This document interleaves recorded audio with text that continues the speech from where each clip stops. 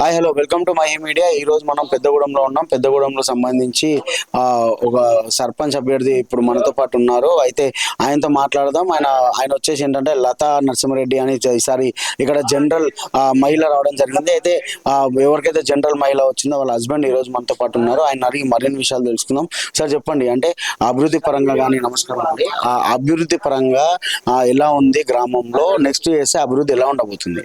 ఇప్పుడు మనకు కాంగ్రెస్ గవర్నమెంట్ వచ్చినాక చాలా బాగున్నది. అన్ని పథకాలు అందుతున్నాయి జనాలకు.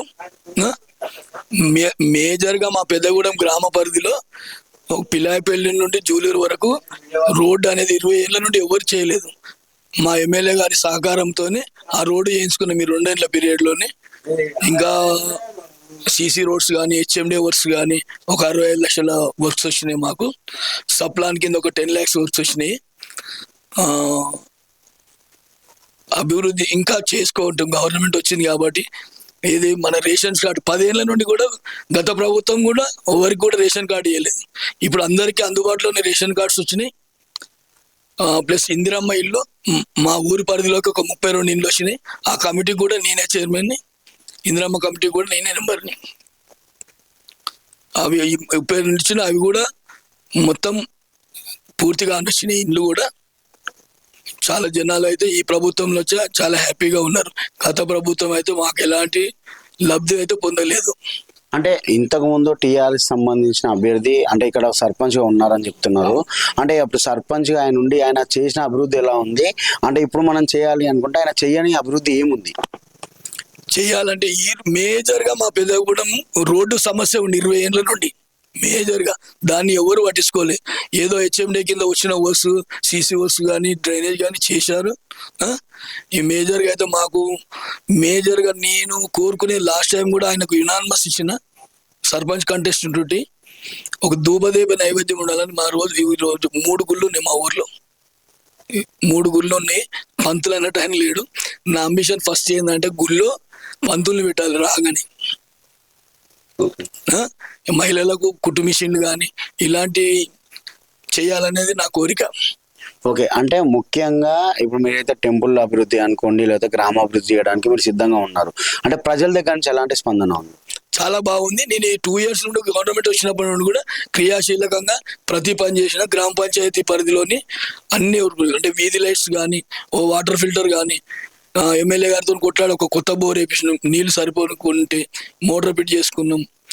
ఇలాంటి పనులు చాలా చేసినాము. 2 years నుండి నేను సిసి వర్క్స్ చేసిన, హెచ్ఎండి ఎన్ఆర్జిఎస్ వర్క్స్ చేసినాము, సప్లాన్ వర్క్స్ చేసిన. ఈ 2 years నుండి కూడా నేను ఊరు అట్టి పెట్టుకొని అభివృద్ధి పదంలో నడిపించిన. ఇంకా నాకు పదవి వచ్చింది అనుకో, ఇంకా చాలా అభివృద్ధి చేసి చూపిస్తానని చెప్పి నా కోరిక. అంటే ప్రజల దగ్గర నుంచి ఎలా స్పందన ఉంది? ఇప్పుడు ప్రజలకి చెప్పాలనుకుంటే మీరు ఏం చెప్తారు?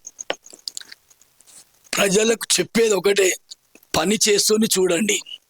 ప్రభుత్వం ఉన్నది మనది, ఇలా పథకాలు అందుతున్నాయి.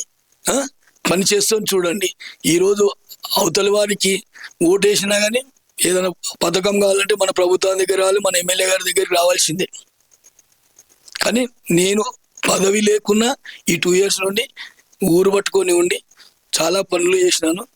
ఆ అభిమానం ఉంది అందరికీ. నేను తప్పకుండా గెలుస్తాను.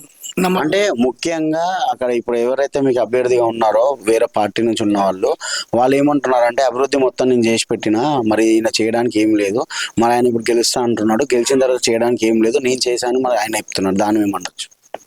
అభివృద్ధి చేసినట్టు ఏం చేసిరు? 20 ఏళ్ళ నుండి రోడ్డు లేదండి. మీరు కనుక్కోండి, మీరు ఫస్ట్ కనుక్కోండి. ఫస్ట్ పిల్లాయిపల్లి నుండి ఊరుకు రావాలంటే ఒక అర్ధగంట పట్టేది. ఒక 4 kilometers వచ్చేసి అర్ధగంట పట్టేది. అంత అధ్వానంగా ఉండేది రోడ్డు. మా ఎమ్మెల్యే గారితో కొట్లాడి ఖచ్చితంగా నేను స్థానికంగా ఏదైనా అవకాశం వచ్చినా నేను పోటీ చేయనని చెప్పిన ఆయనకు. అంత ఖచ్చితంగా చేసి రోడ్ వేయించినాం. ఫస్ట్ మేము రోడ్ వేయించినాను. విలేజ్ ఎందుకు పనులు లేవంటే మస్తుగా ఉన్నాయి. ఒక సభా వేదిక ఉంది కట్టాలంటే, స్కూల్ డెవలప్మెంట్ ఉంది. పనులు ఉంటాయి ఎప్పుడు. విలేజ్ అన్నప్పుడు ఏదానికో ఏదో పని ఉండనే ఉంటుంది. నేను అభివృద్ధి చేసి చూపిస్తా, చేస్తట్లేదు. అంటే ముఖ్యంగా ఇప్పుడు మీ గుర్తుకి ఏ గుర్తుకి ఓటు వేయాలి, ప్రజలు ఏ రోజు ఎలక్షన్స్ ఉన్నాయి అనేది ఒక్కసారి మళ్ళీ వివరంగా చెప్తే గనక మనం దాన్ని టెలికాస్ట్ చేయడానికి ప్రయత్నం చేద్దాం. వచ్చే ఆదివారం 14వ తారీఖు నాడు ఎలక్షన్స్ ఉన్నాయి. మాది కత్తెర గుర్తు.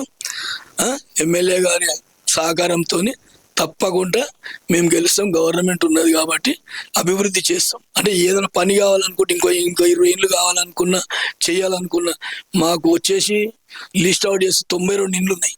ఫస్ట్ టర్మ్ లో 32 ఇండ్లు వచ్చినాయి, ఇంకా వస్తాయి. ఒక విడతల వారికి వస్తాయి. అందరికీ ఇండ్లు చేకూరే లబ్ధిదారులకు ఇండ్లు చేకూరేలా చేస్తూనే. Thank you.